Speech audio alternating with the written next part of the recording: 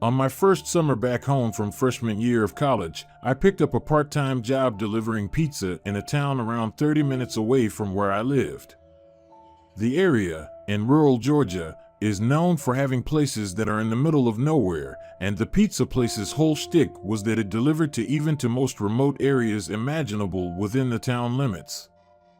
I could fill books with the weird experiences that summer, from the call that came from a long-abandoned warehouse to the dog that got excited about the pizza in my hand and accidentally shredded my pants with her claws, but one will always stand out in my mind as the creepiest.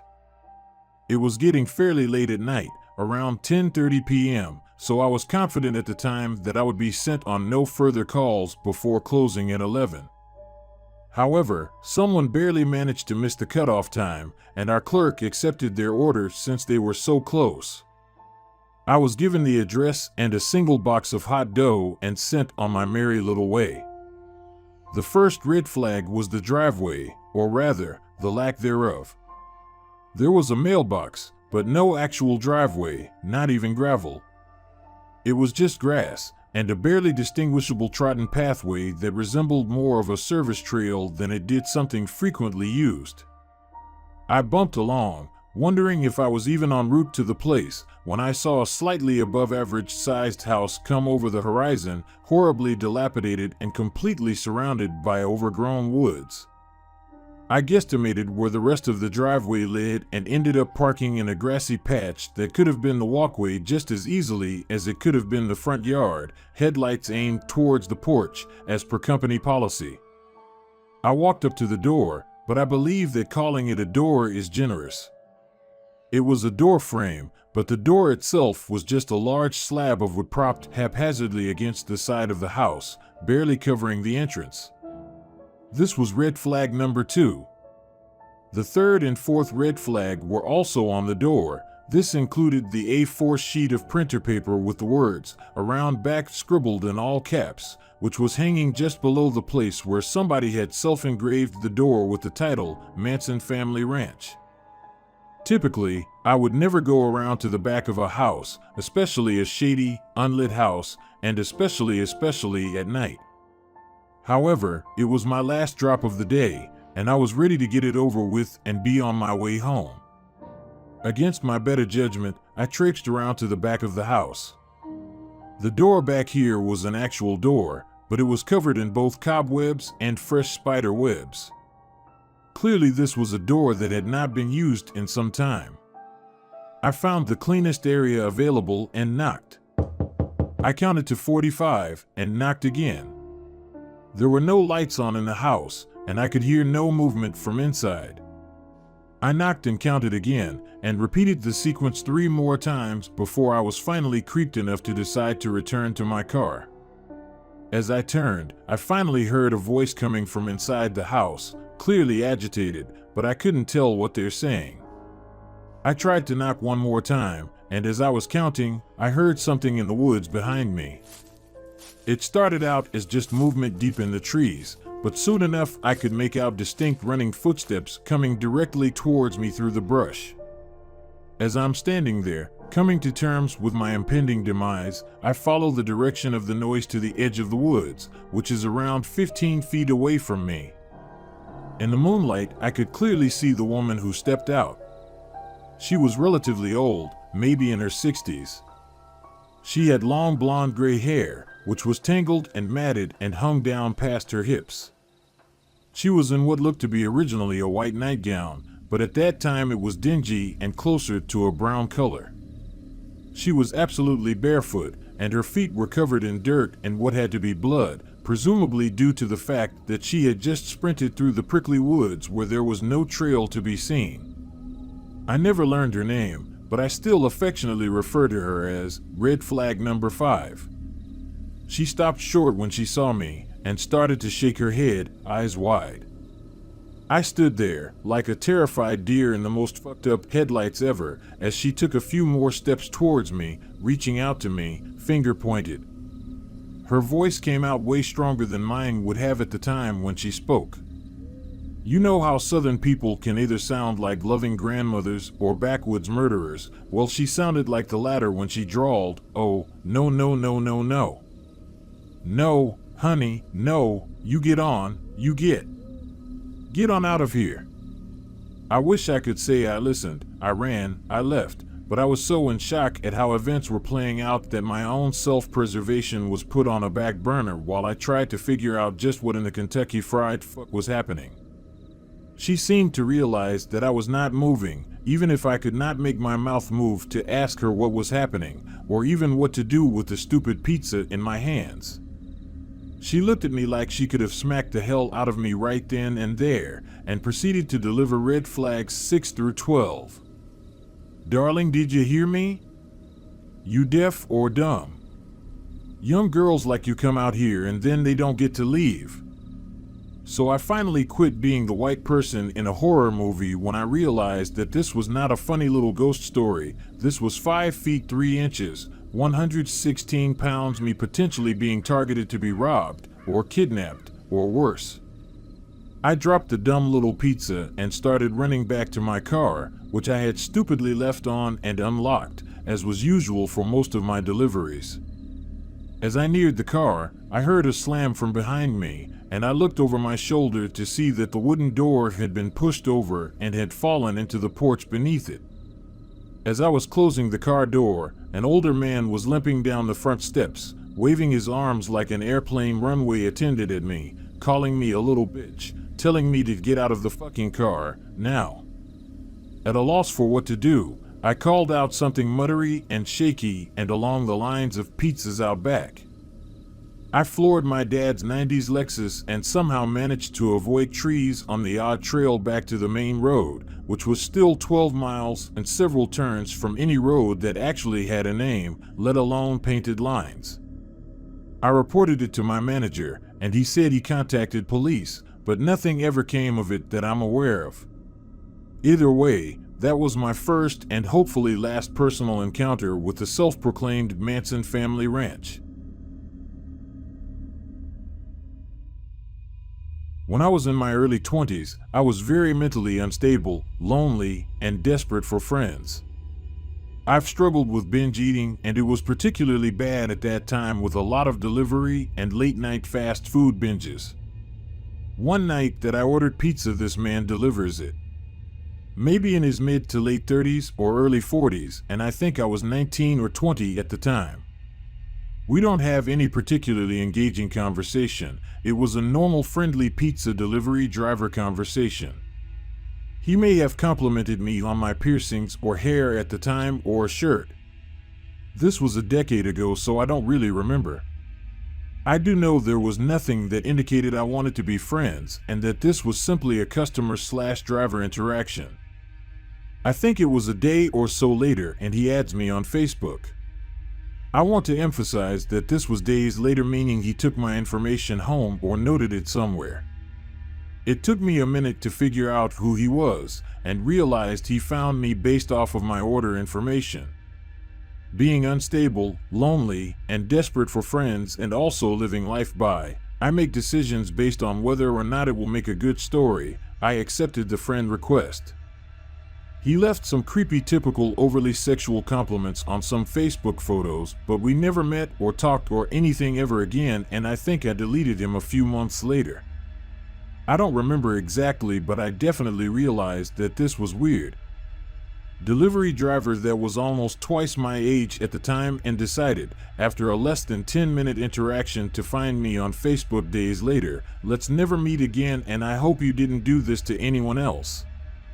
Or if you did, that they were smarter and in a better place than me to get your creep vibes and decline."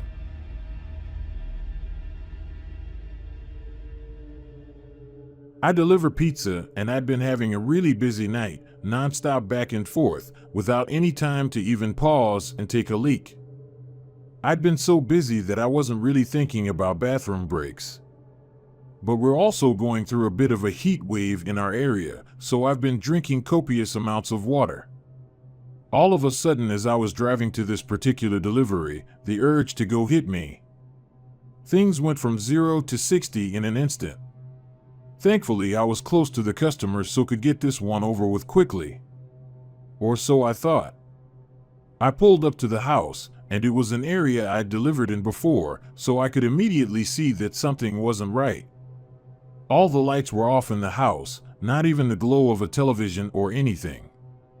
It was extra apparent because the street light closest to the door happened to be out of order. And on top of it all, the block was dead quiet. This is a big university area, and obviously there aren't many student renters in July, but there had to be at least one person because someone ordered this pizza. Maybe they just liked sitting in the dark, or they were out back in the yard, whatever. I just didn't want to get out of my car and knock on a quiet house in the middle of the night without first checking that I had the correct address and the customer was inside. It was scorching that night, even after sundown. My car's AC is a joke, and the piping hot pizzas don't help things much, so I have to try and open the car door as infrequently as possible to keep any cool air in. I called the number the customer provided, and the voice on the other end said, kind of brusquely and out of breath, "Yeah?" I just tried to keep it clear and concise. "Hey, it's your pizza out front, but there doesn't appear to be anybody home," and the customer replied, still gasping for air, "Yeah, I'm not home." I had to pee so badly by that point that I was much less patient than I'd otherwise be with a customer right out of the gate. "Well, then we're going to have to terminate the order, because I've arrived in the stated delivery window and you were supposed to pay in cash, so I don't know what to tell you. Plan ahead next time." I instantly regretted letting my bladder do the talking for me as the voice on the other end came through more clearly as a young, bubbly, and very distraught girl who couldn't have been older than 20 or 25. "Oh my gosh, I'm so sorry, I was running down the street so I could barely hear you," she cried. "I just switched you out of my AirPods." "Is that better?" "Sorry, I completely lost track of time at work, but I knew you were coming. That's why I'm literally running home right now. Please don't leave, I'm starving and I don't have a car. Seriously, please don't leave. 5 minutes tops, okay? I know what it's like to be hungry and running late and have no car but not live near any restaurants." Plus, when I heard her voice, I began to remember more specifically having delivered to this place a couple times before, and she'd always been perfectly nice. Now I felt bad for snapping at her. I tried to walk it back, while simultaneously looking out my window for potential spots to pee. No, my bad. I'm letting the heat get to me, and it's not your fault. No need to rush. See you when you get here." I hung up and, while surveilling the street, was starting to think I was really out of luck. All the other houses had people in them, and were close together, so there were no clumps of trees or out-of-the-way patches of land or anything. Of course, I had just tossed my empty water bottle at the last delivery, because I'm an idiot. Finally, I decided it was escalating to the point of an emergency, and the safest bet was to use a bush in front of the woman's house. She wasn't home. The street light was out so no one would see me. The people who were home were inside. My car was parked across the street, and we're a small shop who don't wear uniforms, so if someone did spot me, they'd have no way to connect me to my employer. Animals pee outside all the time. Humans are animals. This is fine. I scurried over to the tallest bush in her front yard. She didn't really have much of a yard, more just a walkway lined with bushes and flowers that ran adjacent to her front door. The biggest cluster of bushes, the only one where I could be sure there would be no visible splatter on the side of the house, was about 4 feet from her door. I looked both ways, unzipped, and let fly. After the initial millisecond of relief, I noticed the sound was way off, more like pissing on something solid than something leafy. I started panicking, thinking I'd aimed wrong. But once I start, I can't stop midstream, so I kept squinting into the darkness to see if maybe I was hitting a key rock or something and could just move a few inches over. Instead, all of a sudden, I heard a way more concerning noise. A deep voice exclaiming, "What the fuck?" Before I could turn around, assuming I'd been caught by a neighbor, a man came leaping out of the bushes. He blew by me, brushing my golden shower off him as did. He spit pretty emphatically on the ground, so I think I might have beamed him right in the face. I didn't see where he went after a few paces, but though this next part is kind of a blur, I do think I remember hearing a car screech out from a bit further away after a minute. I'd gotten some night vision by that point, so I was able to make out his height, build, and outfit, but only the most general details of each. I just stood there trying to figure out what had happened. The reality was so terrifying that my mind refused to accept it and impulsively searched for a reasonable explanation that could make everything okay. I thought, could these bushes lead to some backyard area and just looked like they were against the house? Could they have been obscuring an open window? My inner voice was desperately screaming that man was wearing a hoodie in 90-degree weather. That was a bad man. You're in a bad situation. But the very idea that I was within inches of a guy who would be hiding in bushes at all, let alone in front of a young woman's house at night, just wasn't something I was ready to grapple with yet. I was coping by not coping. My fight or flight response totally failed me at that point because my dumb ass did the absolute last thing I should have done and approached the bushes to try and validate this. There must have been a good reason for a man in a hoodie to be behind these bushes in the middle of the night theory. I walked over to the side, turned on my phone flashlight, and tried to peer around the line of shrubbery.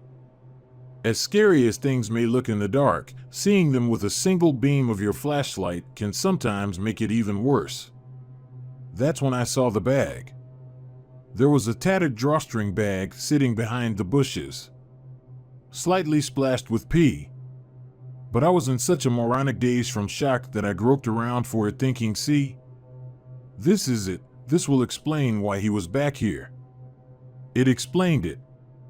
Once I maneuvered it over and pulled it open, I saw a sharp knife, a roll of duct tape, and a bottle of pills.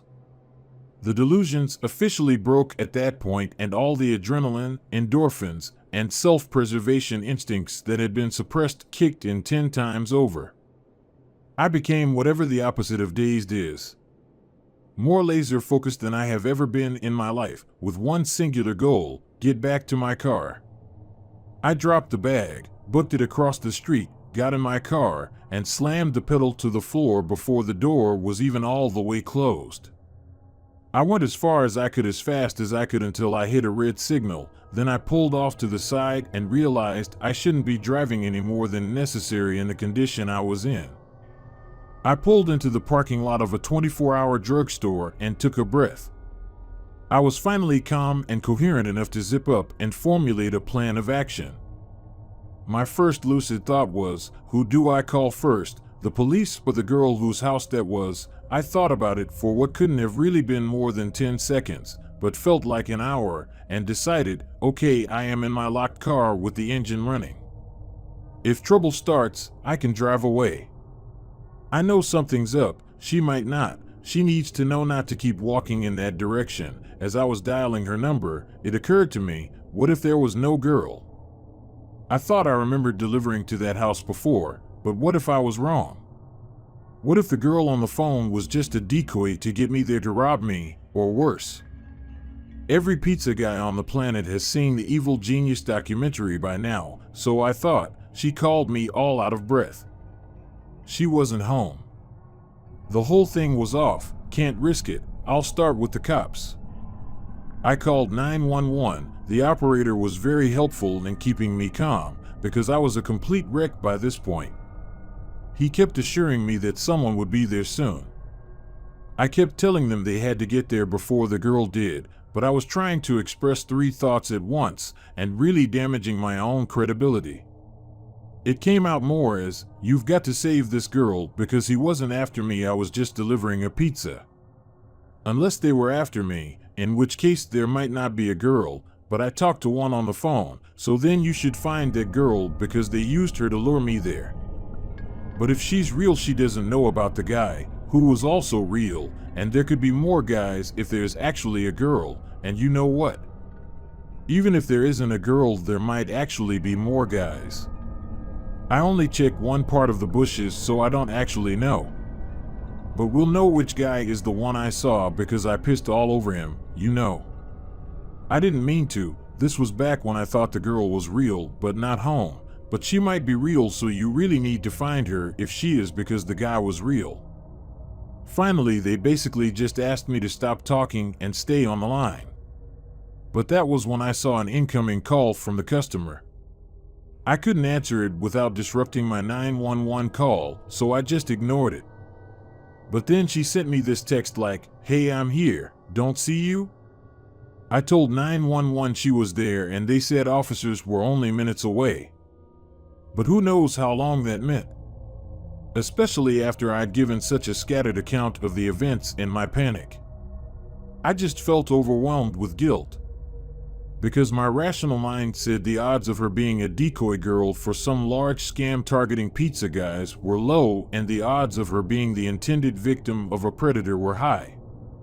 So I put my 911 call on mute, where I can hear them but they can't hear me, and turned back, heart absolutely pounding out of my chest.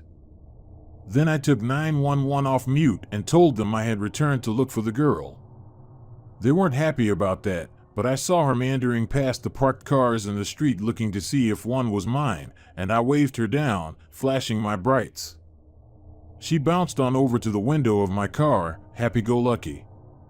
I figured that was a good sign that she wasn't in on whatever this was. I was just so scared to be back in the general area and to not know what had just happened or what was going to happen. I kept whispering, "Get in, get in." And she was like, "Get it? Huh? Oh, you want me to get the pizza from the back?" I didn't want to make the same mistake with her that I had made with 911, so instead of trying to tell the whole story, I stuck to the bare basic facts.